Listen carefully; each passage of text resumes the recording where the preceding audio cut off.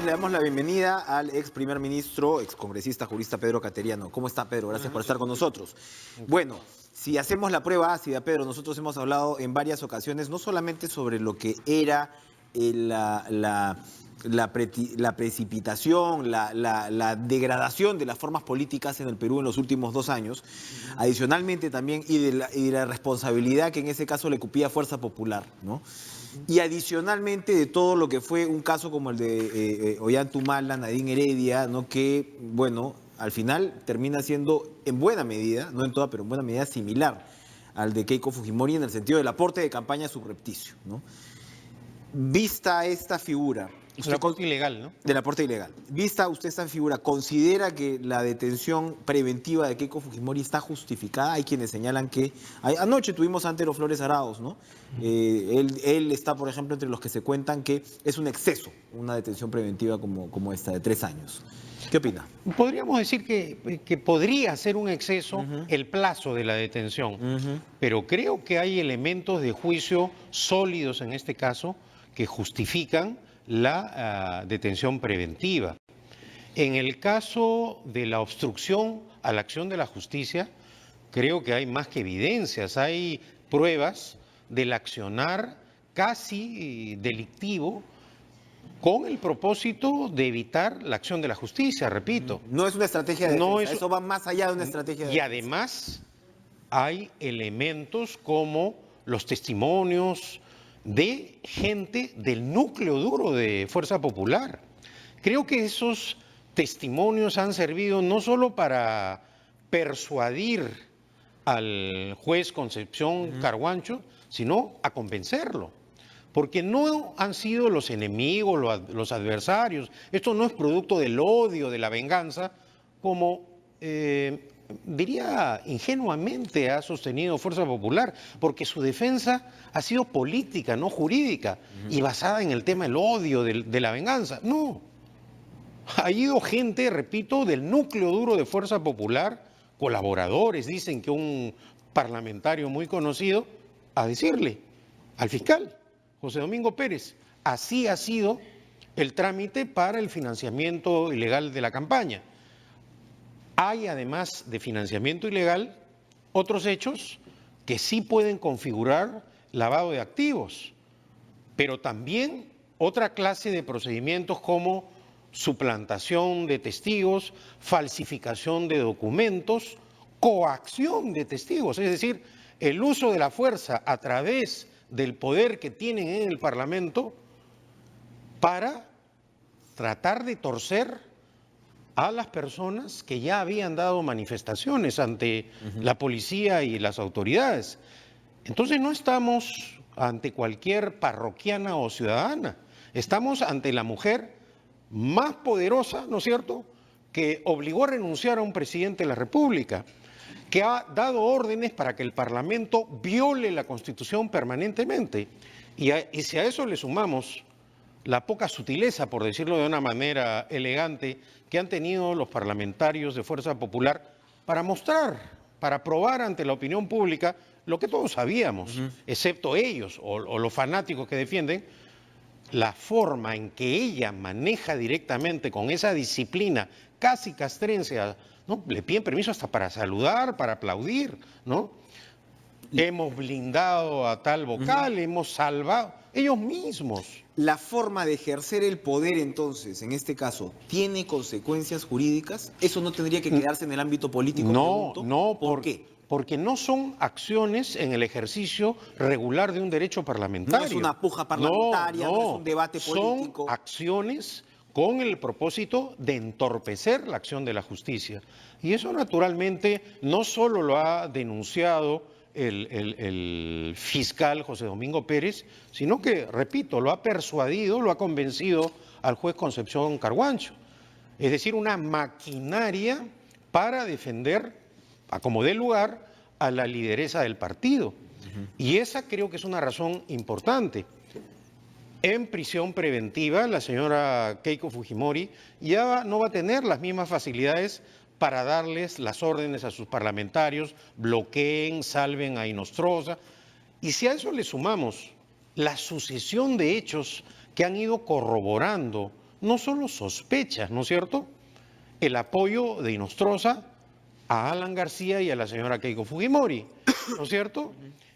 Esta protección al fiscal de la Nación, a Chávarri, todo esto, ¿no es cierto?, ha ido sumando para que se llegue a la conclusión de que la detención preventiva era una necesidad.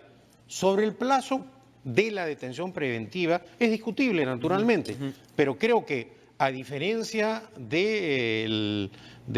o comparando esta detención preventiva con la que el propio Concepción Carhuancho dictó contra los esposos Humala, hay notorias diferencias. Se está refinando el juez Concepción No, Carhuancho en su no, decisión. porque además hay cosas burdas, ¿no?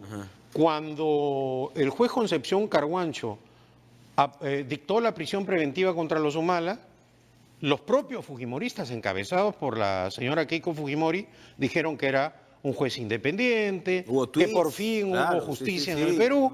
Entonces ahí hay una contradicción, porque cuando es contra los adversarios, Carhuancho es el superhéroe, el gran juez, el que salva la dignidad del Poder Judicial, etcétera, etcétera. Cuando es contra ellos, es persecución política, es venganza y es odio. Y vemos que haciendo un análisis también, el fiscal y el juez actúan en base a lo que tienen, no a las declaraciones de carácter político que vienen repitiendo sostenidamente, ¿no es cierto?, no solamente los partidarios de Fuerza Popular, sino sus medios adictos, que durante años, por ejemplo, vemos cómo algunos periodistas y juristas cercanos a Fuerza Popular ahora han dado piruetas jurídicas. Ahora dicen que el financiamiento ilegal de las campañas no está tipificado como con el Código Penal. Ese es un punto de fondo. Ese es un punto clave. Ese es un punto de fondo. Se van a llegar al final, porque hay quienes dicen que estos son fuegos de artificio y que al final no se va a poder sentenciar. Recordemos que el juez que vaya a ver esto no será Concepción Carhuancho, es otro juez. Claro, es una investigación preparatoria. Pero eso... ¿Está preparado el andamiaje jurídico para poder penalizar estos hechos? Esto lo hemos conversado acá, ¿no?, en más de una oportunidad. Sí. Pero ahora lo curioso es que estos periodistas o neofujimoristas o juristas, como tú los denominas, aunque yo no creo que haya un jurista cercano a un fujimorista. El fujimorismo está negado con lo que es el respeto a la Constitución, a la ley, ¿no? Pero en fin, ahora dicen que no es ilegal. Pero repito, en el caso de Keiko Fujimori no solo hay financiamiento ilegal, hay situación de lavado de activos, hay obstrucción a la acción. Acá todavía no ha entrado un caso como el de Joaquín Ramírez, por ejemplo. Bueno, formalmente no ha ingresado. Pero Joaquín Ramírez ha estado absolutamente protegido precisamente por el ejercicio abusivo del poder de Fuerza Popular en el Congreso. La señora Salgado, que ahora se rasga las vestiduras, presidió el Congreso. Y durante su gestión, a pesar del escándalo nacional, no se investigó a Joaquín Ramírez.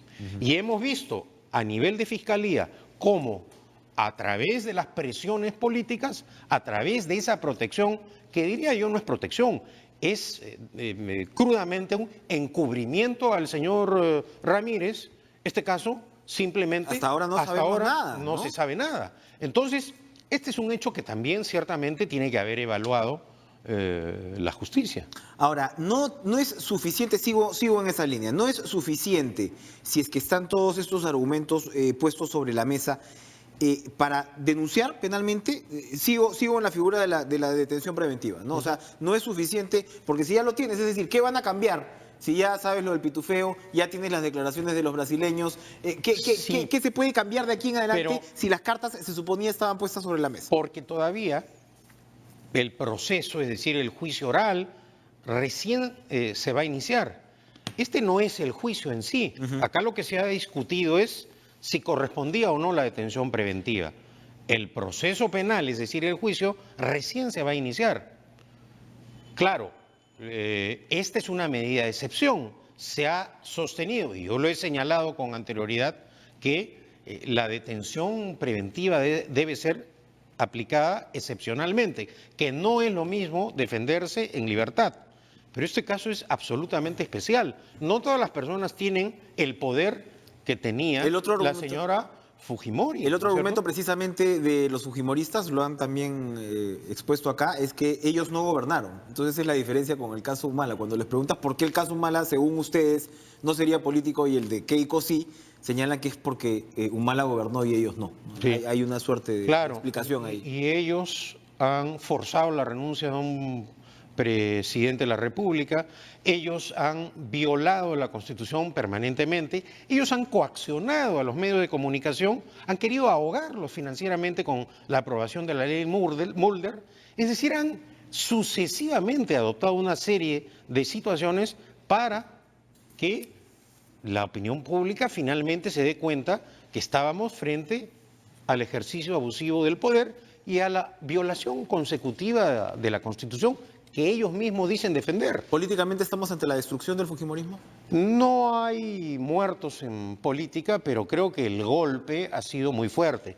¿Por qué razón? Porque, repito, no son los adversarios, no son los periódicos, ha sido la gente del entorno de Keiko Fujimori la que ha desbaratado toda esta historia de los cócteles que hemos venido escuchando durante años como argumento de defensa para probar algo que todos sabíamos. La escandalosa y millonaria campaña de Keiko Fujimori era producto del financiamiento ilegal y ahora hay evidencias de que sería también mediante la figura de lavado de activos y en el proceso se verá y se analizará, se evaluará cómo y cuáles han sido los procedimientos que ha empleado la señora Fujimori y Fuerza Popular. Usted ha señalado algunos puntos, ¿no?, que se podrían calificar de precisamente cómo Fuerza Popular ha jugado con una muñeca autoritaria en los últimos 2 años y pico. Habría que añadir otros, incluso la misma situación frente al indulto, la situación con Kenji Fujimori,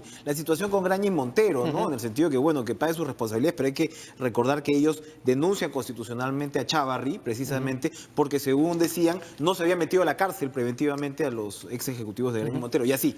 Es decir, acá el efecto boomerang ha sido impresionante, ¿no? Eso quería hemos visto preguntar. que los argumentos jurídicos que empleó la señora Fujimori, que emplearon la señora Fujimori y Fuerza Popular para forzar la renuncia de Kuczynski, para protestar por el indulto, para cargarse al congresista Kenji Fujimori y a su hermana, para festejar la detención de los esposos Humala, todo al final, todos esos es parte de lo argumentos mismo. han servido para llevar a la señora Keiko Fujimori a la prisión preventiva y a ocupar la celda que, en meses pasados ocupó la señora Nadine Que por Heredia. cierto hasta ahora no se denuncia a los Humala, ¿no? Después de toda Bueno, bueno, hay unas recusaciones, creo. pero en en curso, todo ¿no? caso, creo también que la Fiscalía no actúa con el mismo criterio en todos los casos. Vemos, por ejemplo, que al expresidente Humala y al expresidente Kuczynski sí se les embarga, sí se les bloquea las cuentas bancarias, ¿no es cierto? Kuczynski ahora no puede ir al banco a un cajero a sacar dinero. No. Pero hay un señor que dice que va a haber un golpe de Estado en el Perú, que vive en Se refiere a Alan Madrid, García. viendo el clásico Barcelona-Real Madrid, Acá estamos y viendo el acá Lugo Alianza. está acusando al presidente de la República de carcelero, está acusando de trabajar un golpe de Estado, de impulsar un golpe de Estado con gran irresponsabilidad. ¿Hay alguna posibilidad de movimiento de cuarteles en una circunstancia como esta? No, ¿O hay alguna posibilidad de que Vizcarra cierre el Congreso en circunstancias como esta? Pero sería suicida el presidente Vizcarra, con 61% de aprobación, dar un golpe de Estado. Lo que hay acá es un pánico del señor García. Hay 24 millones de dólares de pagos de sobornos por la construcción del tren eléctrico. Y hasta ahora el señor García no responde. Los que han sido detenidos han sido funcionarios de menor rango. Pero el propio Mestre, ¿no? El ejecutivo de Odebrecht, ha señalado que de esos 24 millones se sabe que a quienes se dieron 10 y que falta todavía acreditar los otros 14 millones de dólares a quién se le pagó como soborno. Pero lo más escandaloso en este caso es que esos millones de dólares están en un banco de Andorra. Entonces, ahí la acción de la justicia tiene que cumplir de acuerdo al mismo estándar en todos los casos. Una reflexión final, Pedro. ¿Ha sido jubilada una generación política en el Perú? ¿El 2021 tendremos un escenario nuevo completamente? No lo sé y creo que va a ser también en ese aspecto fundamental el referéndum, porque no hay que olvidar que una de las preguntas precisamente del referéndum está referida a la aprobación o no de la reelección parlamentaria, en la cual, de aprobarse esa pregunta, ¿no es cierto?, cancelaría en sus posibilidades para ocupar cargos parlamentarios a congresistas que hoy día se vienen desempeñando. ¿Usted va a votar por la prohibición de la reelección parlamentaria? Yo lo que creo es lo siguiente. ¿Le apena que la bicameralidad se esté perdiendo? Yo creo que la trampa tráfago impulsada por el fujiaprismo no debe triunfar. Es decir, el costo es alto de perder la bicameralidad, pero también la desnaturalización de algo que hemos conversado en varias oportunidades, del sistema constitucional, de restarle al presidente de la República la atribución para disolver el Congreso en los casos en los cuales el Parlamento se excede en el ejercicio de su función de control político, es una limitación. Esa ha sido la tragedia de la democracia peruana. No han podido actuar con un mecanismo de autocontrol los parlamentos cuando han tenido mayoría parlamentaria frente a un ejecutivo que ha estado contra las cuerdas. Hoy día, felizmente, el presidente Vizcarra ha reaccionado y por eso tiene el apoyo ciudadano. Y creo de otro lado que el fujiaprismo se viene comportando desde hace meses con una actitud verdaderamente golpista. Esta denuncia de golpe de Alan García tiene como propósito también coincidir con las posturas de Fuerza Popular que dicen que Keiko Fujimori es una presa política, ¿no es cierto? O tal vez ir preparando el terreno para obtener un asilo político como ocurrió el año 92. Gracias, Pedro Cateriano, por acompañarnos, como siempre muy interesante. Al final lo que está haciendo Martín Vizcarra es construir una presidencia fuerte, ¿no? Le guste o no, en realidad es bajo los códigos incluso que otra vez han afectado a los últimos presidentes. El tipo ha volteado la tortilla y aquí estamos. Gracias otra vez por acompañarnos. Bueno, ¿qué va a pasar con el Metropolitano? Es tan dramática la situación. Jorge Muñoz dice que hay un descontrol total. El alcalde electo, vamos a conversar con Gustavo Guerra García después de la pausa.